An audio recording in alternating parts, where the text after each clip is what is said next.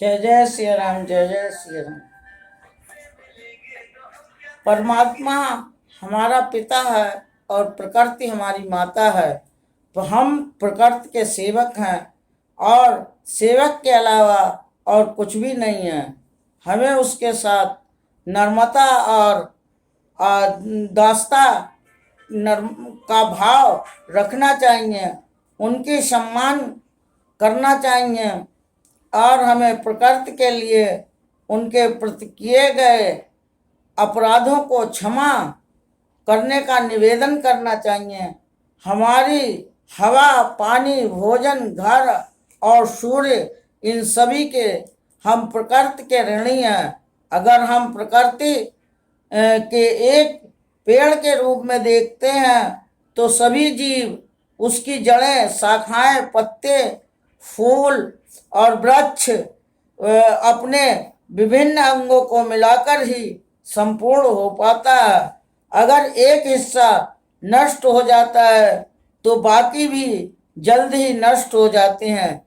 इसलिए पौधों की रक्षा नहीं, इस प्रकृति के सभी तितली, कीट, पतंगा, पशु, पक्षी, जीव जंतु सभी हमारे जीवन में महत्वपूर्ण हैं।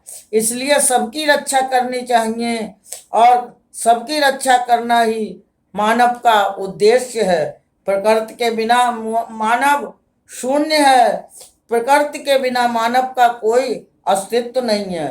हमारी स्मृतियों में बस क्या हुआ है, ये हम सच्चाई को पहचानना है और प्रकृति के साथ तालमेल बिठाते हुए उससे प्यार किया और उसकी सेवा की।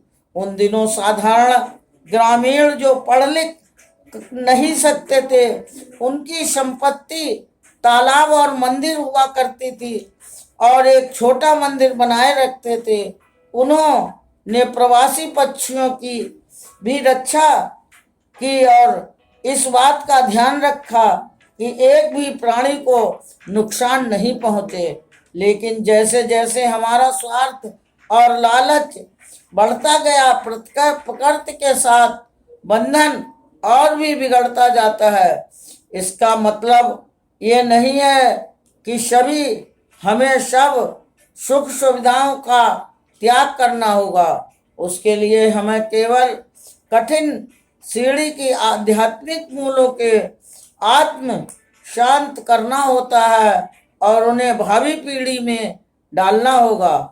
इसके लिए हमें प्रकृति का सम्मान और प्रेम भाव से देखना होगा। यही ईश्वर का सिद्धांत है। जो मन के बार बार आने पर बार बार जीवों पर दया करना हमारा एक कर्तव्य मानना होगा, तभी हमारी उन्नति होगी, तभी हमारा ज्ञान समूचा होगा और तभी हमारी देश काल में उन्नति होगी।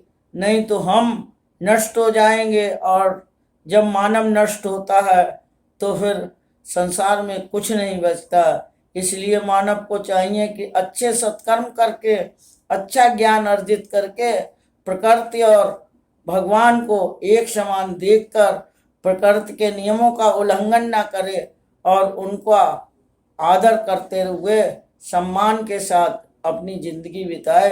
जय जय श्री राम, जय जय श्री राम।